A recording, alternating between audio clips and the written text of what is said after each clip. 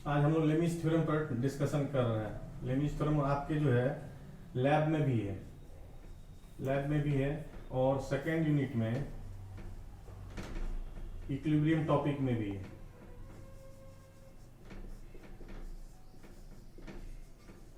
दोनों हम लोग एक साथ जो है आज देखेंगे।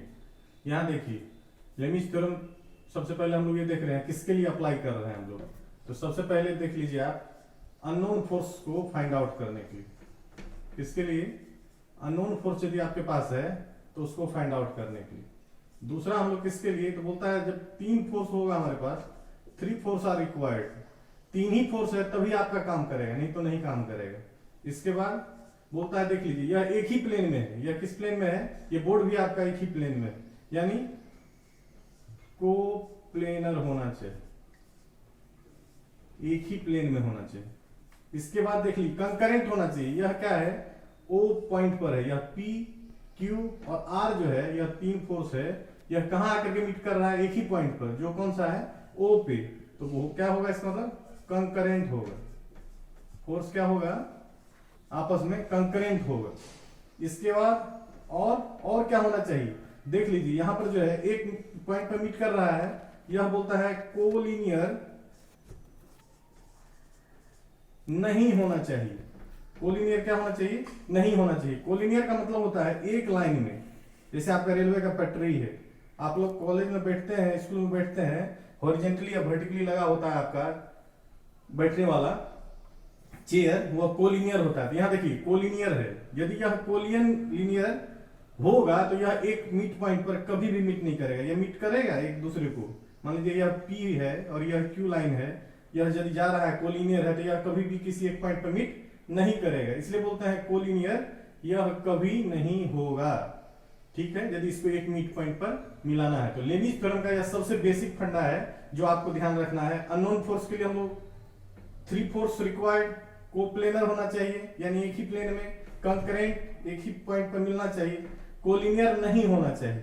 ठीक है, तो यह आपको बेसिक है। इसके अलावा इसके बाद आप क्या देखेंगे लेमिस थ्योरम में, यह किसके लिए अप्लाई हो रहा है यह देख लीजिए। यह कंडीशन है, इसको लिमिटेशन भी हम लोग बोलते हैं। क्या बोलते हैं? यह लिमिटेशन भी है इसका।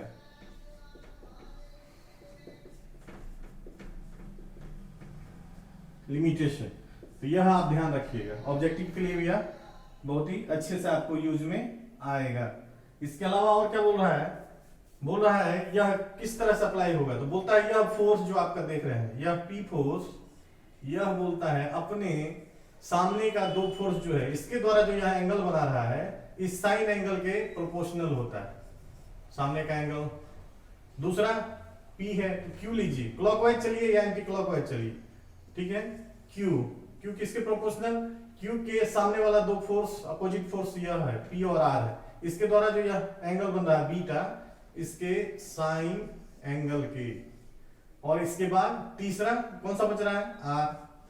तीन ही की बात ही हम लोग कर रहे हैं। आर जो है अपने सामने वाले, तो कौन कौन सा है? पी और क्यू। इसके द्वारा कौन सा एंगल बन रहा है? गामा। इसके साइन एंगल के प्रोपोर्शनल होता है। अब देख लीजिए, यदि प्रोपोर्शनलिटी लिमिट हम लोग हटाते हैं तो एक कांस्टेंट का जरूरत पड़ता है। मान लीजिए के मानिए या सी मानिए, तो के लिख दीजिए साइन अल्फा। दूसरा क्यू क्या हो जाएगा? के साइन बीटा। तीसरा आर के साइन गामा। अब देख लीजिए यहां के आया, के को रखिए, इसको अपोजिट साइड ले जाइए, के बाय साइन अल्फा होगा। दूसरा भी के by Q by sine beta.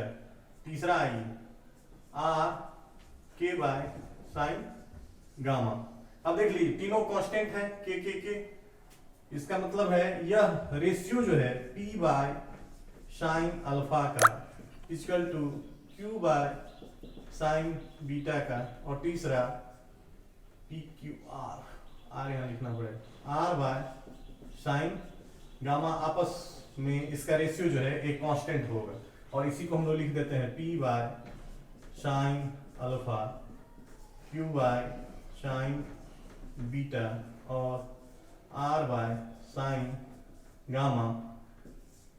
जो जिसका रेशियो आपस में समान होता है और यह इक्विलिब्रियम बॉडी के लिए लागू हो रहा है, यही जो है लेमिस थ्योरम आपका हो गया। इसी को कहीं कहीं आपको इस टर्म में लिखा रहता है F1y sin θ1, F2y sin θ2 और F3y sin θ3। तो यहाँ देख लीजिए F1 के सामने वाला एंगल इसका मतलब θ1 है। यहाँ देख लीजिए इसको यदि F1 मानते हैं हम लोग, यह P के सामने मान लीजिए F1, इसको F2, इसको F3, अल्फा है, अल्फा की जगह मान लीजिए θ1, एक मिनट, अल्फा की जगह मान लीजिए θ1, बीटा की जगह पर θ2 और गामा की जगह पर θ3। तो इस तरीके से भी दिया हुआ था, अलग अलग बुक में अलग अलग तरीके से। आपको सिर्फ यह ध्यान रखना है फोर्स उसके सामने वाला एंगल जो बन रहा है उसका साइन एंगल का रेशियो, फोर्स उसके सामने वाले साइन एंगल का रेशियो, फोर्स उसके सामने वाले का एंगल का साइन रेशियो आपस में क्या होता है, बराबर होता है या प्रोपोर्शनल होता है। यही आपका बेसिक है लेमिस थ्योरम का।